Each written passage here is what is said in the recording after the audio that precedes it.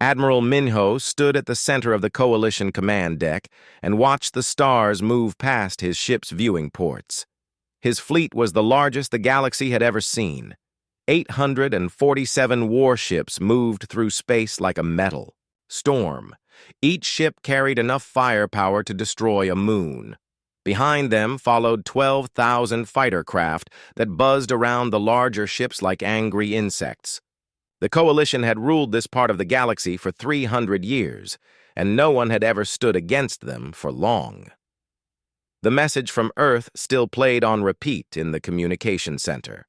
Ambassador Yuna had delivered it with such confidence that some of the younger officers had actually looked worried. Minho found this amusing. The humans lived on a small blue planet in a forgotten corner of space. Their ships moved slower than ancient cargo haulers. Their weapons were made of metal and chemicals. They had no energy shields and their fastest. Ships took months to travel between their own planets. Commander Taman walked up to Minho with a datapad in his hands. His face showed the same mix of amusement and disbelief that most Coalition officers felt when dealing with humans. The datapad contained Earth's ultimatum: 72 hours to withdraw from human space or face consequences. Taman had read it 3 times and still shook his head in wonder. "They actually think they can threaten us," Taman said as he handed the pad to his admiral. "Our smallest destroyer has more firepower than their entire space force." Minho took the pad and scrolled through the human demands. Complete withdrawal from the outer colonies, immediate cessation of resource extraction operations, recognition of human territorial claims. The list went on for several pages. Each demand was more ridiculous than the last. Captain Soman approached them from the intelligence section. She carried thick files filled with reports about human military capabilities. For the past 50 years, the Coalition had been studying Earth's defenses. Every report said the same thing. The humans were brave but primitive. They fought with determination, but their technology was centuries behind Coalition standards. "The intelligence is clear," Samin said as she set the files on the command table. "Human military forces number about 2.3 billion across all their services. That sounds impressive until you realize they are spread across dozens of worlds, and most of them carry weapons that fire metal bullets. Their space navy has maybe 3,000 ships, and most of those are cargo haulers with guns bolted to the sides." Minho opened one of the files and found photographs of human military equipment. Their tanks looked like metal boxes on treads. Their fighters were tiny craft that burned chemical fuel. Their soldiers wore fabric uniforms and carried rifles that seemed almost antique. The Coalition had fought species like this before. Every battle ended the same way. The deadline had passed 6 hours ago. Earth's governments had been notified that the Coalition was rejecting their demands. The response had been swift and predictable. Human ships had started moving toward the outer colonies. Their largest battle groups were heading for contested systems. Military broadcasts filled the communication channels with talk of honor and duty and protecting human space. Taman pulled up a tactical display that showed human fleet movements. Red dots marked Coalition positions, while blue dots showed human forces. The display told a story that made every Coalition officer smile. Human ships were moving slowly toward targets that the Coalition had already fortified. The humans were following predictable attack patterns. They seemed to have no understanding of modern space warfare. "Look at this," Taman said as he pointed to a cluster of blue dots near Jupiter. "Their main battle fleet is moving in a straight line toward our mining stations. No attempt at deception, no flanking maneuvers. They are going to attack us head-on with ships that are smaller and slower than our escort vessels." Captain Somin brought up another display showing human ship designs. The Coalition had captured several human vessels over the years and studied their construction. Human ships were built like ancient submarines, thick metal hulls designed to keep air inside and space outside. They used primitive computers and manual controls. Most human ships had crews of hundreds when Coalition vessels of the same size operated with crews of 20. Their largest ships are maybe 300 meters long, Soman explained. Our escort cruisers are twice that size and our battleships are over a kilometer. The humans literally cannot build ships large enough to carry weapons that could threaten us. Minho studied the reports and felt confident about what would happen next. The coalition had conquered 47 different species over the past 3 centuries. Each conquest had followed the same pattern. The target species would make brave speeches and send their fleets into battle. Coalition forces would demonstrate their superior technology and firepower. The enemy would surrender after losing their major military units. Peace treaties would be signed, and the defeated species would become part of the coalition. The process had become so routine that junior officers could predict exactly how long each phase would take. First contact usually led to demands and threats. The threats were always ignored. Military action lasted anywhere from days to months, depending on how stubborn the target species was. Surrender and occupation took another few months to organize. Properly, 8 times the coalition had sent fleets to human colonies. 8 times those fleets had returned with stories of easy victories and primitive resistance. Human soldiers fought bravely, but their weapons were too weak to damage coalition ships. Human pilots showed skill and courage, but their fighters were too slow to catch coalition vessels. Human commanders made good tactical decisions, but they lacked the technology to carry out complex operations. "The pattern is always the same," said Commander June as he joined the discussion. He was Minho's tactical advisor and had participated in 4 previous campaigns against human settlements. They fight hard for a few days. They lose their major ships and installations. Their commanders realize they cannot win. They ask for terms, and we dictate peace conditions. The latest intelligence reports confirmed that Earth was following the same pattern as the colonies. Human fleets were moving into defensive positions around their major worlds. Military factories were increasing production of weapons and ships. Civilian populations were being evacuated from areas near coalition forces. Every action was predictable, and every response had been seen before. Minho ordered his fleet to begin the final approach to the Sol system. 900 coalition ships would demonstrate the futility of human resistance. Once Earth's leaders saw the size and power of the force arrayed against them, they would understand that surrender was their only option. The campaign would be over within days, and the coalition would have access to Earth's vast resources and large population.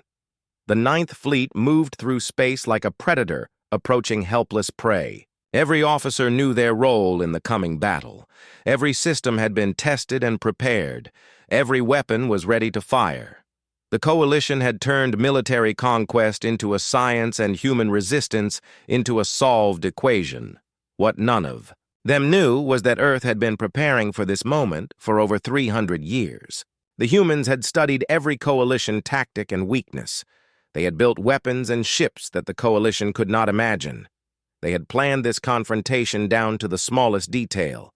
The Ninth Fleet was flying toward what its commanders believed would be another easy victory. Instead, they were heading toward the most sophisticated trap in galactic history. The hunters had become the hunted, and they had no idea what was waiting for them in human space. Admiral Minho checked his chronometer and saw that they would reach Earth in 36 hours. He expected the humans to surrender soon after his fleet demonstrated its overwhelming superiority. The conquest of humanity would be remembered as the coalition's greatest triumph. He was wrong about almost everything. Dr. Jiwon sat in her command chair 3 kilometers beneath the Pacific Ocean floor and watched the coalition fleet approach on her screens. She had spent 53 years of her life preparing for this moment. Every calculation had been checked and rechecked. Every system had been tested until it worked perfectly. The greatest deception in human history was about to reach its final phase. The command center around her buzzed with quiet activity. Hundreds of technicians monitored displays that showed the real positions of human forces throughout the solar system. The coalition believed they were tracking Earth's primitive defenses. What they were actually seeing were carefully constructed, Decoys designed to make humanity appear weak and disorganized, Lieutenant Hyunwoo reported from the Mars observation post. His voice carried excitement mixed with nervousness. The young officer had trained for this moment his entire adult life, but seeing the actual enemy fleet still made his hands shake slightly. The decoys are working perfectly. Coalition scanners are identifying our fake installations as primary military targets. They think our main defense grid consists of orbital platforms that my grandmother could have built. The deception had taken centuries to perfect. Every time the Coalition sent exploration fleets to human territory, Earth strategists learned something new about enemy tactics and technology. The 8 previous fleet encounters had all been elaborate performances designed to convince the Coalition that humans were primitive and easily defeated. General Kyung-soo coordinated the operation from Luna Base, which the Coalition scanners read as a simple mining station. His actual command center was buried 2 kilometers beneath the lunar surface and contained computers more advanced than anything the Coalition possessed. Phase 1 is complete. Enemy forces are positioning themselves according to our predictions. They are spreading their fleet thin to cover what they believe are our primary defensive positions. What the Coalition did not know was that humanity had been playing a centuries-long game of strategic deception. Every captured human ship had been carefully designed to look more primitive than it actually was. Every defeated human colony had allowed Coalition forces to capture obsolete equipment and outdated tactical information. Every human officer who surrendered had been carefully briefed on what intelligence to reveal under interrogation. Captain Harry watched the enemy fleet from her stealth observation post in the asteroid belt. Her ship was invisible to Coalition sensors and had been monitoring their communications for weeks. The enemy commanders were confident and relaxed. They expected this campaign to follow the same pattern as their previous conquests. They are moving into attack formation exactly as the simulations predicted. Admiral Minho is positioning his forces to demonstrate overwhelming superiority before demanding surrender. The Coalition fleet looked impressive as it approached Earth. Nearly 900 warships arranged in perfect formation, fighter squadrons performing practice maneuvers, battle groups positioning themselves around the major human settlements. From the outside, it appeared that humanity was about to face impossible odds. But appearances could be deceiving. Dr. Yuna had spent her entire career studying Coalition military doctrine. She understood how they thought and how they fought. Every Coalition conquest followed the same basic pattern: overwhelming force demonstration, demand for immediate surrender, quick occupation of major population centers. The system had worked for 300 years against dozens of different species.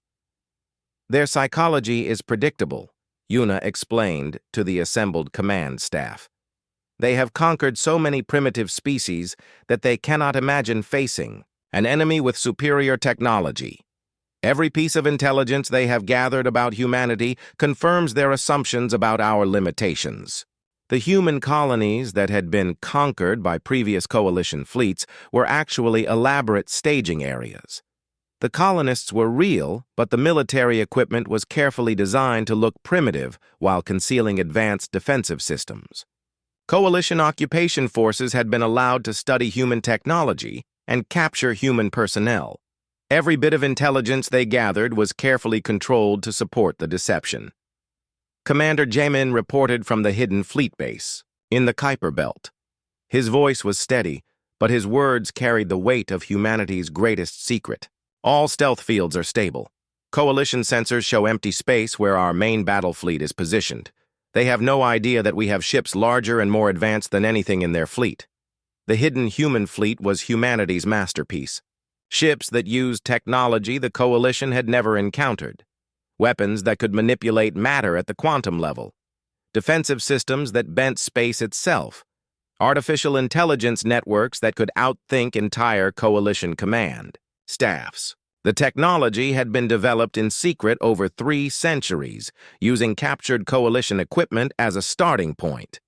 Lieutenant Wu Jin monitored Coalition communications from his intelligence post. The enemy officers were discussing their attack plans with casual confidence. They expected to overwhelm Earth's defenses within hours and force a quick surrender. Enemy commanders are following standard conquest protocols. They plan to attack what they believe are our primary defensive installations while offering terms for immediate surrender. What the coalition could not see was that Earth's real defenses were hidden throughout the solar system. Weapons platforms, disguised as asteroids, battle stations concealed inside gas giant atmospheres, entire fleets positioned in areas of space that appeared empty to enemy scanners. Humanity had turned their entire star system into a trap. Admiral Dong He commanded the real human space fleet from his flagship, hidden behind Jupiter's radiation field. His ship alone was more powerful than anything the coalition possessed. The crew had trained for this moment using detailed simulations based on captured enemy intelligence. All units report ready status. Enemy forces are positioned exactly where we want them. The trap is set. The coalition fleet began its final approach to Earth orbit. Admiral Minho transmitted the standard surrender demand to human authorities. His message was broadcast on all frequencies and translated into dozens of human languages. The terms were harsh but typical for coalition conquests: complete surrender, occupation of major population centers, integration into coalition economic systems. Earth's response was immediate and defiant. President Nari delivered humanity's reply from the surface of Earth, while coalition warships filled the sky above her. Her words were broadcast throughout human space and intercepted by coalition communications equipment. The people of Earth reject your demands. We will not surrender our freedom to alien invaders. If you want our world, you will have to take it by force. Coalition officers laughed when they heard the human response. They had heard similar speeches from dozens of defeated species. Brave words meant nothing when faced with superior firepower and overwhelming numbers. Admiral Minho gave the order to begin demonstration attacks against human defensive positions.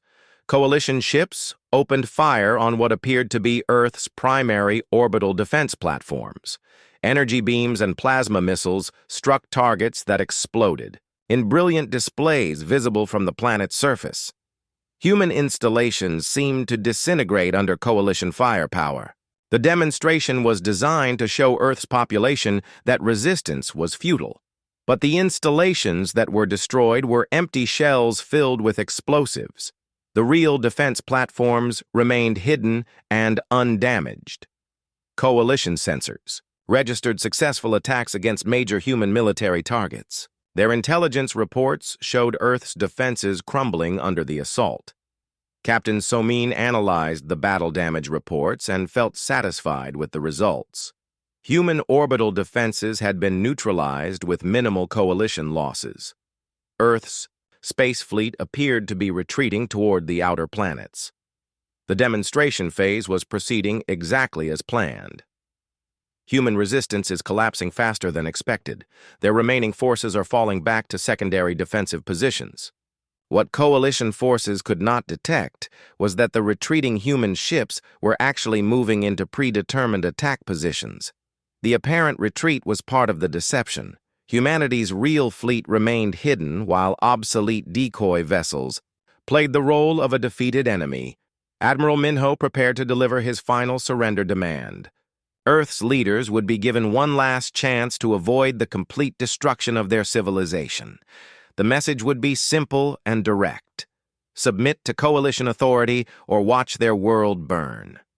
The coalition commander had no way of knowing that his fleet was surrounded by enemies he could not see. Human forces had been watching and waiting for this moment for centuries.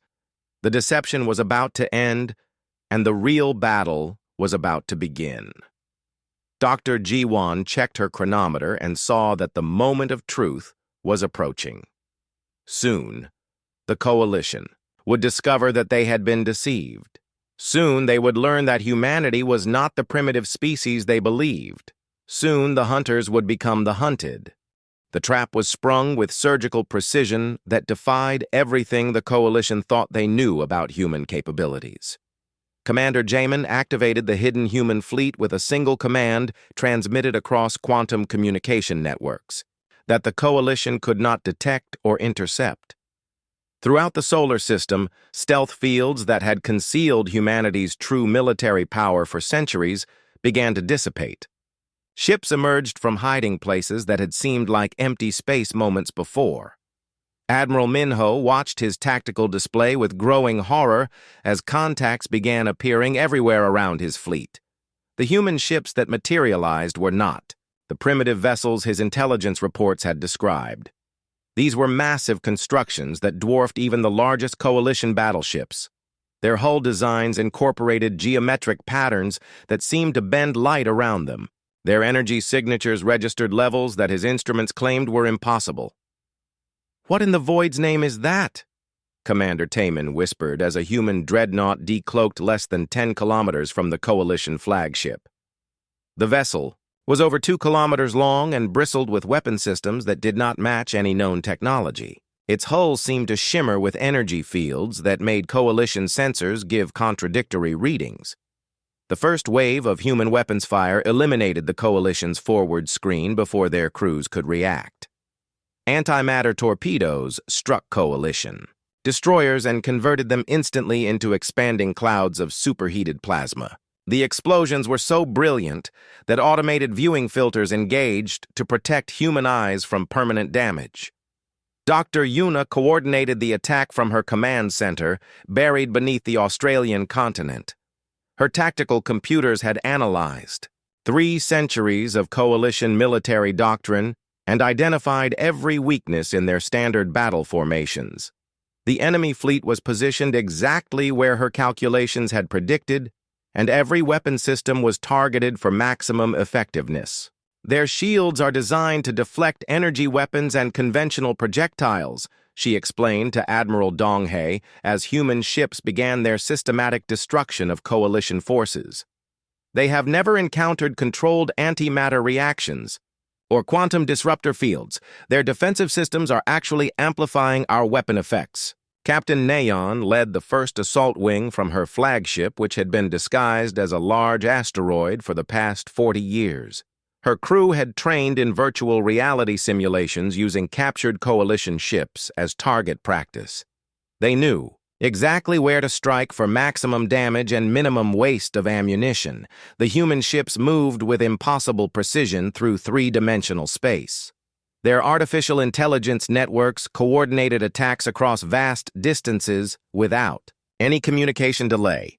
Coalition ships found themselves under simultaneous fire from multiple directions, while their own targeting systems failed to achieve weapon locks on the fast-moving human vessels. Lieutenant Wu Jin monitored Coalition communications as panic spread through the enemy fleet. Coalition officers were screaming contradictory orders and demanding explanations that their commanders could not provide. "They are trying to retreat, but our gravity field generators are preventing hyperspace jumps. Enemy ships are trapped in the system until we allow them to leave." The gravity field generators were another technology that the Coalition had never encountered. Human scientists had learned to manipulate space-time itself during their centuries of preparation. Coalition ships that attempted to enter hyperspace found themselves pulled back into normal space by forces they could not understand or counteract. General Sunmi watched the battle unfold from her command center on Mars. The Red Planet had been converted into a massive military base over the past 2 centuries, but Coalition sensors had always read it as a simple mining colony. 8 fleets they sent to test us. 8 times we let them win and collect intelligence about our supposed limitations. Now they face humanity's true capabilities. Coalition battle groups that had seemed invincible minutes earlier were being systematically destroyed by weapons that violated their understanding of physics. Human ships fired projectiles that seemed to exist in multiple dimensions simultaneously. Energy beams that passed through Coalition shields as if they were not there. Missile systems that could track targets across interplanetary distances. Admiral Minho tried to understand what was happening to his fleet, but his tactical displays showed impossible readings. Human ships were moving faster than light without entering hyperspace. Their weapons were producing energy outputs that should have required entire star systems to generate. His most advanced warships were being destroyed by single shots from human vessels. "Sir, we need to withdraw immediately," Captain Soman reported from the intelligence section. Her voice shook with terror as she read damage reports from across the fleet. "We have lost 60% of our vessels in the first 10 minutes of combat. Enemy weapons technology is centuries ahead of our most advanced systems." But withdrawal was impossible.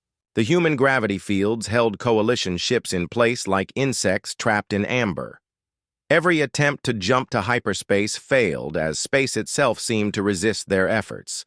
The coalition fleet that had arrived expecting easy victory found itself completely helpless against an enemy they had never truly understood. Captain Young-ho commanded a human battle group that surrounded the coalition flagship. His ships were invisible to coalition sensors until the moment they opened fire. The technology that made this possible had been developed using principles that coalition science claimed were theoretical impossibilities. "Admiral Minho," Young-ho transmitted directly to the enemy commander, "you have 30 seconds to order the surrender of your remaining vessels before we demonstrate why no human colony has ever been truly conquered." The coalition commander stared at his tactical display and saw the truth that his empire had spent centuries refusing to acknowledge. The 8 previous fleet encounters had not been coalition victories. They had been carefully staged deceptions designed to make humanity appear weak while they developed weapons and tactics that could destroy the most powerful military force in galactic history. Dr. Ji-won reviewed the battle statistics from her Deep Ocean Command Center. Human casualties were minimal, while coalition losses approached catastrophic levels. The enemy fleet was being destroyed so efficiently that some human weapon systems had not even been fired. The deception worked perfectly. They positioned their forces exactly where our simulations predicted and attacked targets that existed only to draw them into our kill zone. Colonel Hanbin led human boarding parties that captured intact coalition vessels for intelligence gathering. His troops used personal armor and weapons that seemed like magic to coalition personnel. Human soldiers could walk through solid matter and fire energy weapons that disintegrated whatever they struck. The boarding actions revealed the true scope of human preparation for this conflict. Every coalition ship design had been studied and analyzed. Every weakness in their hull construction and system layout had been mapped in detail. Human assault teams moved through enemy vessels as if they had blueprints memorized. "The coalition technology is actually quite primitive," Hanbin reported as his team secured coalition data cores and computer systems. "Their ships are built like mobile fortresses designed to overwhelm inferior enemies through superior numbers and firepower. They never developed defenses against the kind of precision attacks we have been planning." Commander Taman attempted to coordinate a desperate counterattack using the coalition's remaining functional vessels. His orders were transmitted on frequencies that he believed were secure, but human intelligence systems intercepted and decoded every message instantly. Coalition battle plans were known to human commanders before they could be implemented. The counterattack failed before it began. Coalition ships that moved to attack human positions found themselves targeted by weapons they could not see or detect. Human vessels appeared and disappeared like ghosts, striking with devastating precision before vanishing back into apparent empty space. Admiral Dong-hae observed the battle from his flagship and felt satisfied with humanity's performance. The engagement was proceeding exactly according to the strategic plans that had been developed over multiple centuries. Coalition forces were being destroyed with minimal risk to human personnel or equipment. "Send the final message to coalition leadership," Dong-hae ordered his communications officer. "Tell them that Admiral Minho's fleet has been neutralized and that humanity is prepared to discuss terms for ending this conflict before it spreads beyond the Sol system." The message was transmitted using coalition communication systems that had been captured and modified by human technicians. Coalition leadership would receive proof that their most powerful fleet had been completely destroyed by enemies they had dismissed as primitive and helpless. The Battle of Saul was ending, but the war for galactic freedom was just beginning. Humanity had revealed its true capabilities to a galaxy that would never again underestimate the species from Earth. The battle was not a battle at all. It was a systematic demonstration of technological superiority that reduced the Coalition's most powerful fleet to burning debris drifting through human space.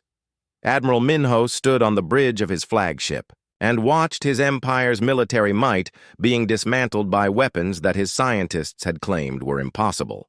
The human ships moved through space like living creatures, bending and twisting in ways that defied physics as he understood it. Their attacks came from angles that geometry said could not exist. "Sir?" Commander Taman's voice broke as he delivered another damage report. "The destroyer Squadron 7 has been completely eliminated.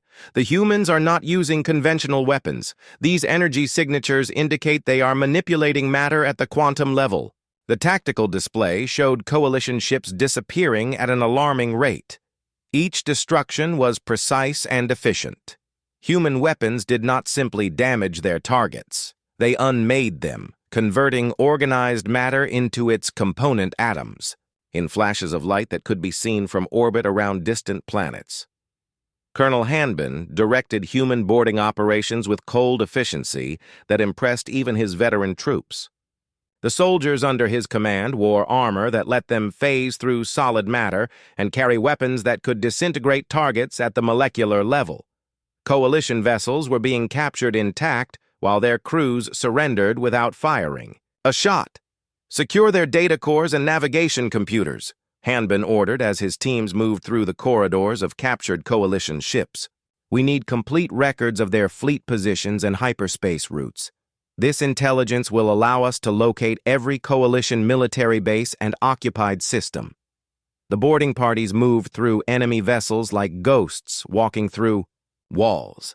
Coalition security systems could not detect their presence, and Coalition weapons could not harm their advanced armor. Entire ship crews found themselves prisoners before they realized they were under attack. Dr. Yunha monitored the quantum battlefield from her laboratory deep beneath the Swiss Alps. Her instruments measured energy levels that exceeded anything previously recorded in galactic history. The human weapons were not just advanced technology. They represented a fundamental breakthrough in understanding how reality operated at its most basic levels. "The Coalition shields are designed to absorb and deflect energy," she explained to her research team. "But our quantum disruptors do not transfer energy to the target. They convince the target's atoms that they no longer want to remain connected to each other.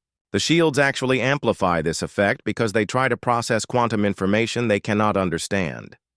Captain Young-ho positioned his battle group around the Coalition flagship like predators surrounding wounded prey.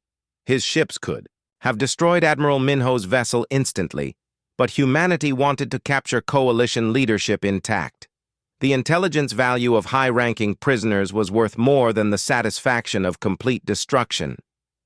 "Admiral Minho," Young-ho transmitted on all Coalition frequencies, "Your fleet has been neutralized and your escape routes have been blocked. Order your remaining ships to surrender immediately, or we will demonstrate why no species in galactic history has ever successfully conquered humanity."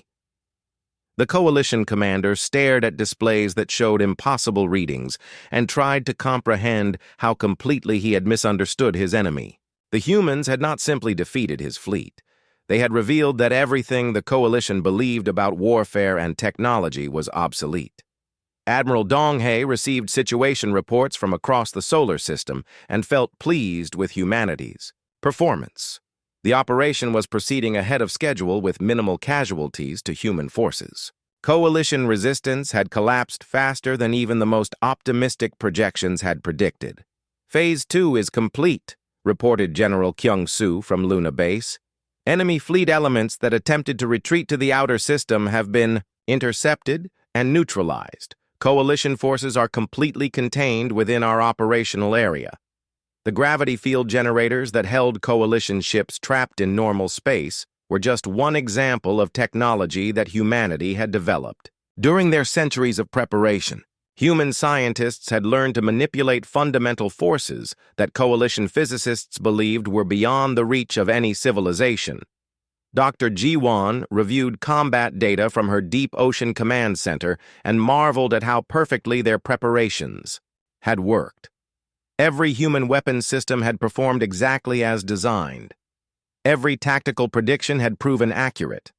The coalition fleet was being destroyed with such precision that human gunners were achieving better results than their training simulations had suggested possible. "Our casualty rate is less than 0.1%, she reported to the assembled command staff. "Coalition weapons cannot penetrate our defensive systems, and their targeting computers cannot achieve locks on our ships. We are fighting enemies who are armed with tools from their own past, while we wield weapons from their future." Lieutenant Hyunwoo coordinated the capture of coalition intelligence assets from his position on Mars. Human forces had identified and neutralized every enemy spy satellite and surveillance post within hours of the battle beginning. Coalition commanders were fighting blind while human intelligence networks monitored their every communication. "Enemy command and control systems are completely compromised," he reported.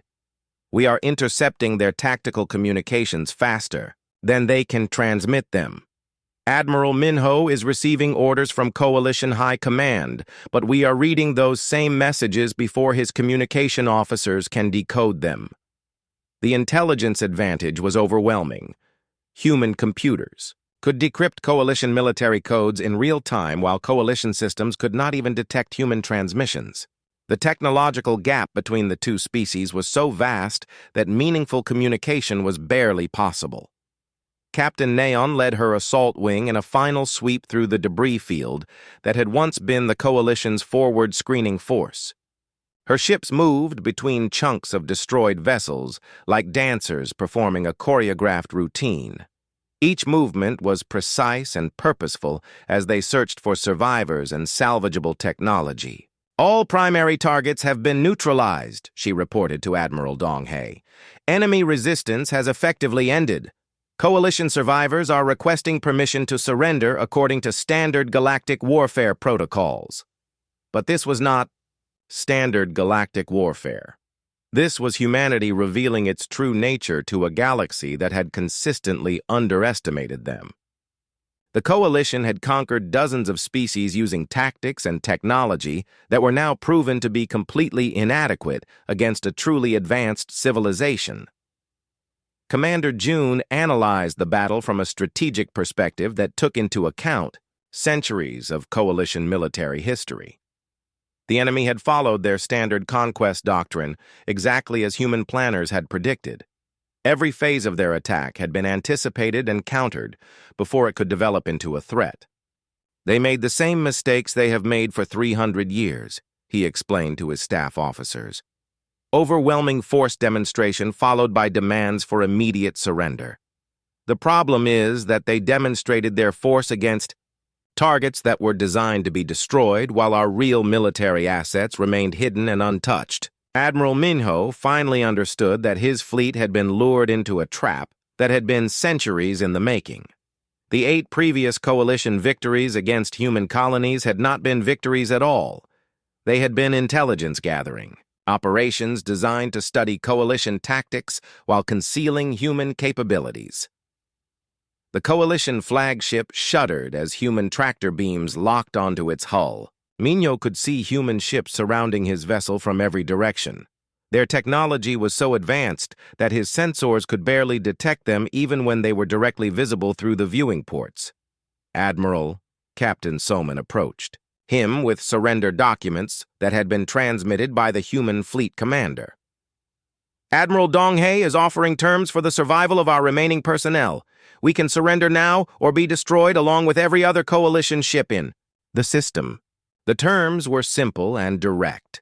Complete surrender of all coalition military forces in human space, transfer of all tactical intelligence and navigation data, immediate cessation of hostile actions against human colonies.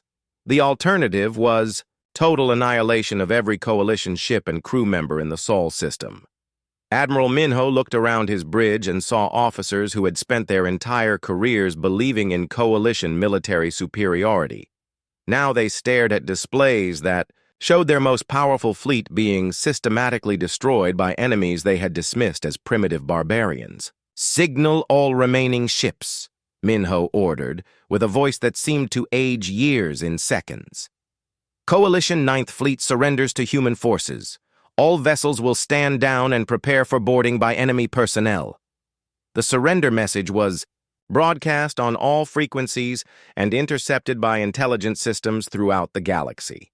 Coalition leadership would learn that their most powerful military force had been completely defeated by a species they had believed posed no threat to, their empire. Dr. Yuna studied the tactical aftermath and began planning the next phase of humanity's campaign. News of the Ninth Fleet's complete destruction spread through Coalition space faster than their fastest ships could carry it. Emergency sessions were called on every Coalition world as governments that had ruled the galaxy for centuries suddenly faced the possibility of their own extinction. Chancellor Suho convened the Coalition High Command in emergency session within hours of receiving Admiral Minho's final transmission. The assembled leaders represented 47 different species that had built their empire through military conquest and technological superiority. Now they sat in stunned silence as intelligence reports described the complete annihilation of their most powerful fleet. "How is this possible?" demanded General Minji as she reviewed the tactical analysis for the third time. "The humans destroyed 847 warships in less than 6 hours. Our own intelligence services classified them as a primitive species with no significant military capabilities." The intelligence reports painted a picture that challenged everything the Coalition thought they knew about warfare and technology. Human weapons that could manipulate matter at the quantum level, ships that could move faster than light without entering hyperspace, defensive systems that made Coalition vessels completely helpless against human attacks. Admiral Seok Jin had been selected to deliver humanity's terms to the Coalition leadership. He stood before the assembled alien rulers with a confidence that made many of them uncomfortable. His uniform was simple and practical compared to the elaborate ceremonial dress worn by Coalition officers. His ship had arrived undetected and unopposed despite traveling through the heart of Coalition space. "Earth's demands are straightforward," Seokjin announced to the silent assembly. "Complete withdrawal from all occupied territories within 90 standard days. Payment of reparations to every species your empire has conquered. Immediate cessation of all military expansion programs. These terms are not negotiable." The Coalition military advisors had already run the calculations. Professor Minji delivered the impossible conclusion that no one wanted to hear. Based on the technology demonstrated at the Battle of Sol, human forces could eliminate our entire civilization within weeks. Their weapons are not just advanced. They represent a level of scientific achievement that we cannot match or counter. Chancellor Suho tried to maintain his authority in the face of this unprecedented crisis. His species had ruled the Coalition for over a century through careful manipulation of member worlds and systematic elimination of potential rivals. Now he faced an enemy that could destroy everything he had built without apparent effort. "What about our defensive installations?" he asked the assembled military commanders. "Surely our fortified worlds can withstand human attacks long enough for us to negotiate a compromise."